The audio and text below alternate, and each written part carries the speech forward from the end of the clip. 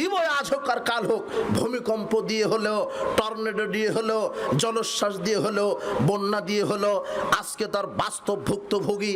এগুলি পাপের ফসল। আল্লাহ তুমি আমাদেরকে পাপ থেকে বেঁচে থাকার তৌফিক দান করো। আমরা দোয়া রাখি প্রতিপালক, এই বাংলাদেশের যে অঞ্চলগুলি বন্যা কবলিত হয়েছে, বন্যা কবলিত মানুষ বাস্তুহারা হয়েছে, ঘর ছাড়া হয়েছে, বাড়ি ছাড়া হয়ে গেছে, গবাদি পশু মরে যাচ্ছে, বন্যায় আক্রান্ত হয়েছে। আজকে চট্টগ্রাম বান্দরবন এলাকা পানির তলায় চলে গেছে। প্রতিপালক তোমার নিকটে দোয়া করি, তুমি এই বন্যার্তদেরকে তুমি খাস রহমত বরকত দিয়ে তুমি এদেরকে তুমি সহযোগিতা করো, তুমি এদেরকে এই বন্যা থেকে উদ্ধার করো। প্রতিপালক তুমি এদেরকে রক্ষা করো। উপস্থিত আজকের ইসলামী হালাকার সম্মানিত মুসলিম দিনী ভাই বোন, যেটা বলতে চাচ্ছিলাম, ভালো কাজের আদেশ, মন্দ কাজের নিষেধ। যদি ভালো কাজের আদেশ না করেন, মন্দ কাজের নিষেধ না করেন, তাহলে দুনিয়াতে আল্লাহ আপনাকে খারাপ ব্যক্তিদের সাথে আপনাদেরকে গজব দিবেন। পরকালে জান্নাত অথবা জাহান্নাম হতে পারে, সেটা আল্লাহ জানেন। তবে দুনিয়াতে এই গজব আপনাকেও ভোগ করতে হবে। তাই আপনি সতর্ক সাবধান হন, ভালো কাজের আদেশে নিজের জীবনকে বিলিয়ে দেন, মন্দ কাজের নিষেধে নিজের জীবনকে বিলিয়ে দেন। আজকে দেখেন পাপের ফসল এগুলি।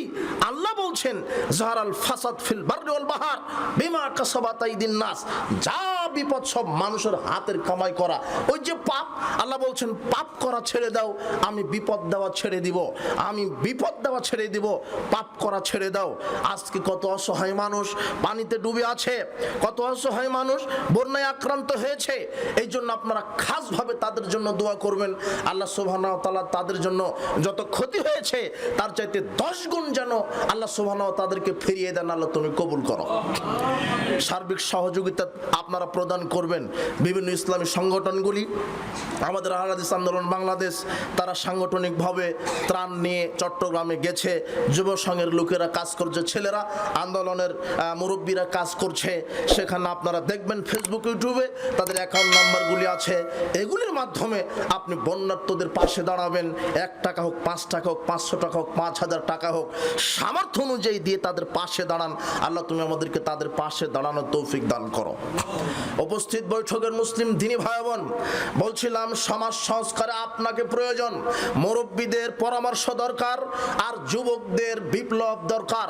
এই দুইটা সমন্বয় হলে, আর যদি হাতিয়ার হয় কোরআন এবং হাদিস, ভালো কাজের আদেশ, মন্দ কাজের নিষেধ, তাহলেই আমরা সমাজ সংস্কার করতে পারবো, সমাজ সুন্দরভাবে বিনির্মাণ করতে পারবো, সমাজ থেকে আমরা জাহেলিয়াতকে কবর দিতে পারবো। আল্লাহ তুমি আমাদেরকে প্রকৃত আলেম, প্রকৃত দ্বীনের দায়ী, প্রকৃত সমাজ সংস্কারক হিসেবে কবুল করো। এ পর্যায়ে এইটুকুন শেষ। এরপরে আমরা যাচ্ছি দ্বীন ইসলামের উপরে অটল থাকার মাধ্যম। দ্বীন ইসলামে অটল থাকার ব্যাপারে আল্লাহ সুবহানাহু ওয়া তাআলা কোরআন মাজিদে কি বলেছেন? আল্লাহ বলছেন ইন্নাল্লাযীনা ক্বালু রাব্বুনাল্লাহ, নিশ্চয়ই যারা বলে আমাদের প্রতিপালক আল্লাহ, নিশ্চয়ই যারা বলে আমাদের প্রতিপালক আল্লাহ, সুম্মাস্তাকামু, এরপরে তার রবের উপরে অটল থাকে। রবের উপরে অটল থাকা মানে, আল্লাহর উপরে অটল থাকা মানে আল্লাহর বিধানের উপরে অটল থাকা, আল্লাহর বিধানের উপরে কায়েম থাকা, আল্লাহ যা আদেশ করেছেন তা মেনে নেওয়া, আল্লাহ যা নিষেধ করেছেন তা থেকে বিরত থাকা, এর নাম অটল থাকা। আল্লাহ যা মানতে বলেছেন তা মেনে চলা, যা থেকে বিরত থাকতে বলেছেন তা থেকে বিরত থাকা, এর নাম দ্বীনের উপরে অটল থাকা। যারা এইভাবে থাকে, আল্লাহ বলছেন তাদের কাছে আমি মৃত্যুর সময়তে ফেরেশতা পাঠিয়ে দিই। আল্লাহ তাখাফু তাতানাজ্জালু আলাইহিমুল মালায়েকা, তাদের কাছে ফেরেশতা নাজিল হয়। মুমিন ব্যক্তির মুমূর্ষু অবস্থায় ফেরেশতা নাজিল হয়ে বলে আল্লাহ তাখাফু ওয়ালা তাহজানু ওয়াবশিরু বিল জান্নাহ, তোমাদের কোনো ভয় নেই, তোমাদের কোনো চিন্তা নেই, আমরা তোমাকে জান্নাতের সুসংবাদ দিতে এসেছি। আল্লাতী কুনতুম তুআদুন, যার ওয়াদা আল্লাহ তোমাদেরকে দিয়েছেন। দুনিয়াতেই জান্নাতের সুসংবাদ পাবেন আপনি যদি হকের উপরে অটল থাকেন, বাতিলকে লাথি মেরে বিদায় করে দিতে পারেন, জাহেলিয়াত থেকে যদি দূরে থাকতে পারেন, শিরক বিদআত থেকে যদি, মুনাফিকি থেকে, ফাজের থেকে যদি আপনি বিরত থাকতে পারেন, ঈমানের উপরে অটল থাকতে পারেন, দ্বীনের উপরে যদি কায়েম থাকতে পারেন, তাহলে তাহলে আল্লাহ আপনাকে দুনিয়াতেই মৃত্যুর পূর্বেই হাজারো লক্ষ কোটি ফেরেশতার মাধ্যমে দুনিয়াতেই আপনাকে জান্নাতের সুসংবাদ দিয়ে দিবেন। এই কথা আল্লাহ কোরআন মাজিদে বলছেন। আল্লাহ সুবহানাহু ওয়া তাআলা বলছেন এই জন্য, ইন্নাল্লাযীনা ক্বালু রাব্বুনাল্লাহ, যারা বলে আমার প্রতিপালক আল্লাহ, সুম্মা ইসতাকামু, এবং তার উপরে অটল থাকে, ফালা খাউফুন আলাইহিম ওয়ালা হুম ইয়াহজানুন, তাদের কোনো ভয় নেই, তাদের কোনো চিন্তা নেই, তাদের কোনো ভয় নেই, তাদের কোনো চিন্তা নেই। উলাইকা আসহাবুল জান্নাহ, তারা হবে জান্নাতের অধিবাসী, তারাই হবে জান্নাতের অধিবাসী।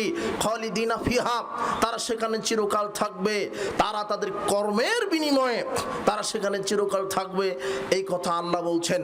সুফিয়ান বিন আব্দুল্লাহ সাকাফি রাদিয়াল্লাহু আনহু একদিন বললেন, আল্লাহর নবী, হাদ্দিসনি বিআমরিন, আমাকে একটি হাদিস বলেন, আতাসিমু বিহি, যে হাদিসের উপরে আমি আমল করতে পারি, যে হাদিসের উপরে আমি অটল থাকতে পারি। তখন আল্লাহর নবী এই কথা শিখালেন, খুব গুরুত্বপূর্ণ বাক্য, কুর রব্বি আল্লাহ, বলো তোমার প্রতিপালক আল্লাহ, বলো আমার প্রতিপালক আল্লাহ, সুম্মা ইসতাকিম, এবং এই বাক্যের উপরে অটল থাকো। যে ব্যক্তি আমার প্রতিপালক আল্লাহ, এই ব্যক্তি কোন ব্যক্তি? যেই ব্যক্তি এই কথার উপরে অটল থাকতে পারবে। কোন কথা? আমার প্রতিপালক কে? আল্লাহ। আমি দুনিয়াতে আছি, যা কিছু দেখছি, যা কিছু করছি, সবই দেখছেন, সবই শুনছেন কে? এই বিশ্বাস আমার প্রতিপালক কে, এটা যদি ধারণ করে কোনো ব্যক্তি, যে কোনো নারী, যে কোনো পুরুষ, যে কোনো বৃদ্ধ, যে কোনো যুবক, যদি এই আমার প্রতিপালক আল্লাহ এটাকে ধারণ করতে পারে, তার দ্বারা নাফরমানিমূলক কোনো কাজ হওয়া সম্ভব নয়। কেন? আমার প্রতিপালক আল্লাহ। আমি একটা নেকির কাজ করলেও দেখতে পাচ্ছেন আল্লাহ, আমি একটা পাপের কাজ করলেও দেখতে পাচ্ছেন কে? আল্লাহ। এখন সংক্ষিপ্ত সময় আপনাকে এই কথা বলবো যে দ্বীন ইসলামের উপরে অটল থাকার উপায় কি। এক, আপনি এই কথা চিন্তা করেন, দ্বীনের উপরে অটল থাকার প্রথম ধাপ আপনাকে বলছি যে এই কথা আপনি চিন্তা করবেন যে আল্লাহ আপনাকে পৃথিবীতে কেন পাঠিয়েছেন, উদ্দেশ্য কি, আপনি কেন পৃথিবীতে এসেছেন, এর উদ্দেশ্যটা কি। এমনি এমনি শুধু খাবেন, ঘুমাবেন, ফুর্তি করবেন, পেশাব পায়খানা করবেন আর হবে, এটাই কি উদ্দেশ্য আল্লাহর? নাকি আল্লাহর উদ্দেশ্য আল্লাহ আপনাকে মৃত থেকে জীবন দিয়েছেন, আল্লাহ দেখতে চাচ্ছেন কে ভালো ভালো আমল করে। আফাহাসিবতুম আন্নামা খালাকনাকুম আবাসা, আল্লাহ বলছেন তোমরা কি ভেবে নিয়েছো তোমাদেরকে অনর্থক সৃষ্টি করা হয়েছে, ওয়ান্নাকুম ইলাইনা লা তুরজাউন, তোমাদেরকে কি আমার কাছে ফিরে আসতে হবে না? তোমরা দুনিয়াতে যা কিছু করেছো তার কি হিসাব আমি নিব না? তোমরা কি এটাই মনে করেছো অনর্থক খামোখা সৃষ্টি করা হয়েছে? আল্লাযী খালাকাল মাউতা ওয়াল হায়াত লিয়াবলুয়াকুম আইয়ুকুম আহসানু আমালা, আমি আল্লাহ যিনি তোমাদেরকে মৃত্যু দিয়েছেন, মৃত্যু সৃষ্টি করেছেন, এরপরে জীবন সৃষ্টি করেছেন, তা তোমাদেরকে পরীক্ষা করার জন্য। আর পরীক্ষা কি? তোমাদের মধ্যে কে ভালো আমল করতে পারে, কে ভালো আমলের প্রতিযোগিতা করতে পারে। অফিযালিকা ফালিয়াতানাফাসিল মুতানাফিসুন, আল্লাহ বলছেন মানুষের প্রতিযোগিতা করা উচিত, জান্নাতে যাওয়ার জন্য প্রতিযোগিতা করা উচিত। সারিউ ইলা মাগফিরাতিম মির রাব্বিকুম ওয়া জান্নাতিন আরদুহাস সামাওয়াতু ওয়াল আরদ, শোনো আল্লাহ বলছেন তোমরা তোমাদের প্রতিপালকের ক্ষমার দিকে ধাবিত হও, জান্নাতের দিকে ধাবিত হও, যার বিশালতা প্রশস্ততা আকাশ এবং জমিনের সমান। উইদ্দাত লিল মুত্তাকিন, যা মুত্তাকিদের জন্য সৃষ্টি করা হয়েছে, যা মুত্তাকিদের জন্য প্রস্তুত করা হয়েছে। তোমরা তোমাদের প্রতিপালকের ক্ষমার দিকে ধাবিত হও। ইয়া আইয়ুহাল ইনসান মা গাররাকা বিরাব্বিকাল কারীম, হে মানব মণ্ডলী, কিসে তোমাকে ধোঁকায় ফেলেছে তোমার প্রতিপালকের রাস্তা থেকে? তোমরা ফিরে আসো, তোমরা বাতিল রাস্তা থেকে হকের পথে ফিরে আসো, জাহেলিয়াত থেকে ইসলামের দিকে ফিরে আসো, জুলুম থেকে তোমরা আলোর দিকে ফিরে আসো, অন্ধকারকে কবর দিয়ে আলোর দিকে ফিরে আসো, পাপকে কবর দিয়ে নেকির দিকে ফিরে আসো। আল্লাহ সুবহানাহু ওয়া তাআলা এভাবে বলছেন যাতে করে আপনি দ্বীন ইসলামের উপরে কায়েম থাকতে পারেন। কাজে প্রথমে আপনাকে এই কথাটা চিন্তায় নিতে হবে, মাথায় নিতে হবে। আল্লাহ আমাকে সৃষ্টি করলেন কেন, কেন পৃথিবীতে পাঠালেন, আবার কোথায় যাব, আমি ছিলাম কোথায়? আমি তো আলমে আরওয়াহ রূহের জগতে ছিলাম, সেখান থেকে মাতৃগর্ভে দিলেন, এরপরে পৃথিবীতে পাঠালেন। পৃথিবীতে আসার আমার লক্ষ্য উদ্দেশ্য কি? আমি শুধু এইভাবে চাঁদাবাজি করব, লুটতরাজি করব, জেনা ব্যভিচার গান বাজনা খেল তামাশায় জীবন কাটাবো? আমি কি এইভাবে খাওয়া দাওয়া ফুর্তি করব, পেশাব পায়খানা করে দিন কাটাবো? না, পরকালের জন্য আমাকে প্রস্তুতি নিতে হবে। আর একটা জীবন আছে, আর একটা জগৎ আছে, যেখানে আমার ভালো মন্দের হিসাব দিতে হবে। এই চিন্তা মাথায় যে ব্যক্তি নিয়ে আসবে, সেই দিনের উপরে অটল থাকতে পারবে। এটা এক। দুই, বিচারের মাঠে আপনাকে জবাব দিতে হবে। এই কথাটা চিন্তা মাথায় নিয়ে আসবেন। বিচারের মাঠে আল্লাহ আপনার জন্য দুইটা প্রতিদানের ব্যবস্থা করেছেন। যদি ভালো আমল হয় প্রতিদান জান্নাত, খারাপ আমল হলে প্রতিদান জাহান্নাম। এই কথাটা চিন্তা করেন, পরকালের জবাবদিহি করতে হবে। ভালো আমলের প্রতিদান জান্নাত, খারাপ আমলের প্রতিদান জাহান্নাম। নেকির প্রতিদান জান্নাত, পাপের প্রতিদান জাহান্নাম। এই কথাটা চিন্তা করেন, পরকালের জবাবদিহিতা। এই দায়িত্ব মূল্যবোধ আপনার ভিতরে নিয়ে আসুন। দিনের উপরে অটল থাকা সহজ হয়ে যাবে। আল্লাহ আপনাকে এমনি এমনি জান্নাত দিবেন না, আল্লাহ আপনাকে এমনি এমনি জাহান্নাম দিবেন না। একজন মানুষকে অপরাধী প্রমাণ করতে, অথবা সে সৎ নাকি মুমিন তা প্রমাণ করতে আল্লাহ কয়েকটা মাধ্যম বিচার মাঠে ব্যবহার করবেন। তার এক নম্বর মাধ্যম, যখন আপনি বিচার মাঠে উঠবেন, তখনই আল্লাহ আপনার হাতে খাতা ধরিয়ে দিবেন। কি ধরিয়ে দিবেন? খাতা। খাতা বুঝেন না মনে হয়? বই, আমল নামা ধরিয়ে দিবেন। আল্লাহ বলছেন না, কুল্লাং সানিন আলজামনাহু তায়রাহু ফি উনুকি, আমি প্রত্যেকটা মানুষের গলাতে খাতা ঝুলিয়ে রেখেছি। এখন ঝুলানো আছে, এখন ওটা বিচার মাঠে গলা থেকে বাহির করে দিবেন। কোরআন মাজিদের আয়াত কিভাবে আছে ওটা আল্লাহ জানে। মোবাইলের ভিতরে মেমোরি কার্ড আছে, মেমোরি কার্ডের ভিতরে হাজার হাজার আয়াত আছে, হাদিস আছে, বক্তৃতা আছে। কিভাবে আছে সেটা, ওটা মেমোরি কার্ডের ওটাও কিভাবে আছে। তো ঠিক ওইভাবে আপনার গলাতে আল্লাহ আমল নামা ঝুলিয়ে রেখেছেন। দিনে রাতে যা করেন, গোপনে প্রকাশ্যে যা করেন, নারীর সাথে যা করেন, পুরুষের সাথে যা করেন, চাকরি করতে গিয়ে ঘুষ খেয়েছেন কত, আপনার দুর্নীতি করেছেন কত, জেনা করেছেন কি, ওজনে কম দিয়েছেন কি, ফাঁকি দিয়েছেন কি, ঘুষ খেয়েছেন কি, সুদ খেয়েছেন কি, রাতে কয় রাকাত তাহাজ্জুদ পড়েছেন, দান বাক্সে কয় টাকা দান করেছেন, অথবা কয় টাকা চুরি করেছেন, সব রেকর্ড হচ্ছে। মা ইয়ালফিযু মিন কাউলিন ইল্লা লাদাইহি রাকিবুন আতীদ। মানুষ এমন কোনো কথা কর্ম বলে না যেটা ফেরেশতা রেকর্ড করে না রাখেন, সব লিপিবদ্ধ হচ্ছে। ইযা তালাক্কাল মুতালাক্কিয়ানি আনিল ইয়ামিন ওয়া আনিস শিমালি কাঈদ। মানুষ যা করছে, আমি আল্লাহ তার ডানে একজন ফেরেশতা, বামে একজন ফেরেশতা রেডি করে রেখেছি। তারা সব হেফাজত করছে, রেকর্ড করছে, অডিও ভিডিও করছে। বিচার মাঠে দেখানো হবে। বিচার মাঠে আপনার গ্রীবালগ্ন থেকেই আমলনামা বাহির করা হবে। ওদিয়াল কিতাব ফাতারাল মুজরিমিনা মুসফিকিনা মিম্মা ফি।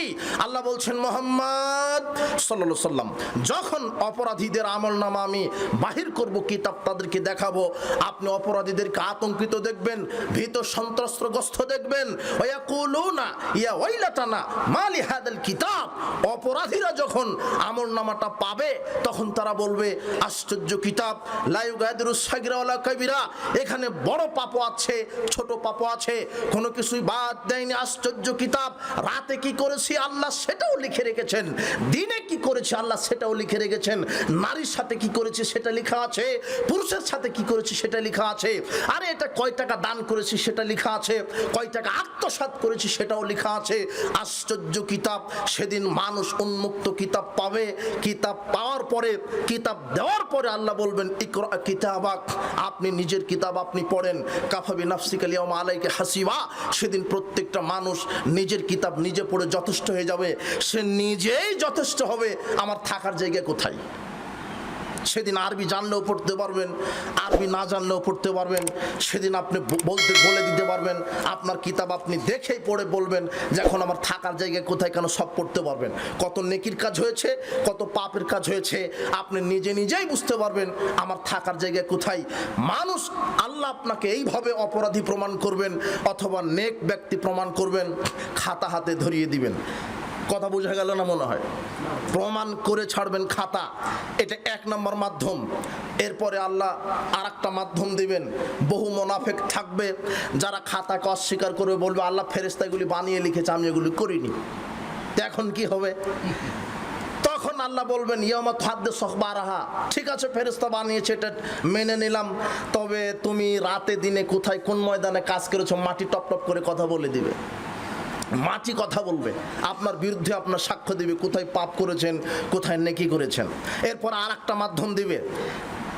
আল্লাহ বলবেন যখন মুখ দিয়ে বলবে এগুলি করিনি, এগুলি আমি করিনি, আল্লাহ বলবেন আল-ইয়াওমা নাখতিমু আলা আফওয়াহিহিম, তখন আল্লাহ মানুষের মুখে তালা মেরে দিবেন, মোহর মেরে দিবেন, মুখ বন্ধ।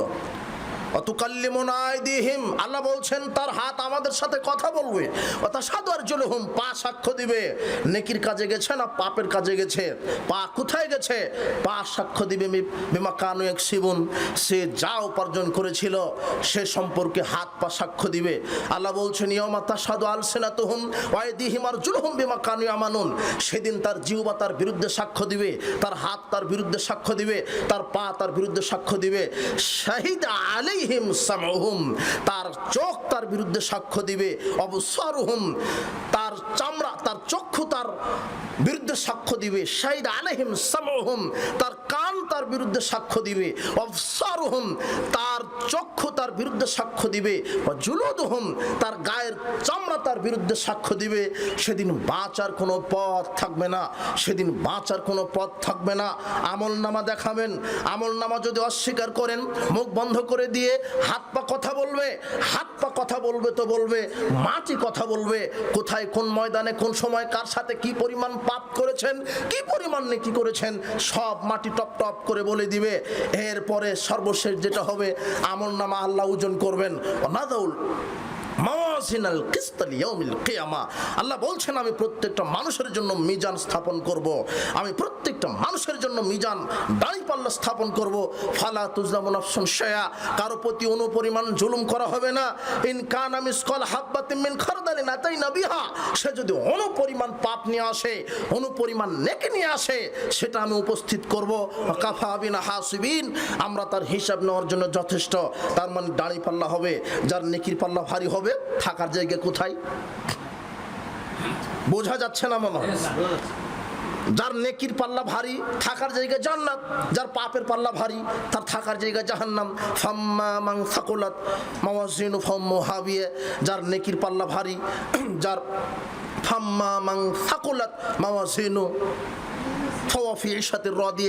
যার নেকির পাল্লা ভারী সে সন্তোষজনক সন্তুষ্ট জীবনযাপন করবে। ওয়াম্মামান খাফফাত মাওয়াজিনু, আর যার নেকির পাল্লা হালকা হবে ফাম্মু হাবিয়া, তার থাকার জায়গা জাহান্নাম। ওয়াইন্নাল আবরার লাফি নাঈম, নেকি জান্নাত, ওয়াইন্নাল ফুজ্জার লাফি জাহিম, আর পাপের পরিণাম জাহান্নাম। এটা আল্লাহ বলে দিয়েছেন। উপস্থিত বৈঠকের মুসলিম দিনী ভাই বোন, দিনের উপরে অটল থাকার এক নম্বর মাধ্যম আল্লাহ আপনাকে কেন পাঠিয়েছেন একটু বিবেক বিবেচনা করবেন। এক, দুই, পরকালের জবাবদিহিতা সম্পর্কে একটু বিবেক বুদ্ধি বিচার করবেন। পরকালে আল্লাহ আপনাকে হিসাব নেবেন। এই জবাবদিহিমূলক আচরণ, পরকালের প্রতি বিশ্বাস একজন মানুষকে প্রকৃত মুমিন করতে পারে, প্রকৃত ইমানদার করতে পারে, প্রকৃত মুসলিম করতে পারে। বলছিলাম আল্লাহ আপনাকে বিচার মাঠে অপরাধী প্রমাণ করবে অনেক কয়টা মাধ্যমে। তার আমলনামা দিবেন, এরপর আপনার হাত মুখ বন্ধ করে দিবেন, হাত পা কথা বলবে, এরপরে মাটি আপনার বিরুদ্ধে সাক্ষ্য দিবে। আপনার মিজানের পাল্লাতে আপনার পাপ নেকি ওজন করা হবে। পরিস্থিতি জটিল ও কঠিন। এরপর আপনাকে পুলসিরাত পার হতে বলা হবে। প্রত্যেকটা মানুষ পার হবে। যারা নেকি তাকওয়া নিয়ে মারা যাবে আল্লাহ তাদেরকে পার করে দিবেন। যাদের পাপ বেশি হবে তারা সিরাত কেটে কেটে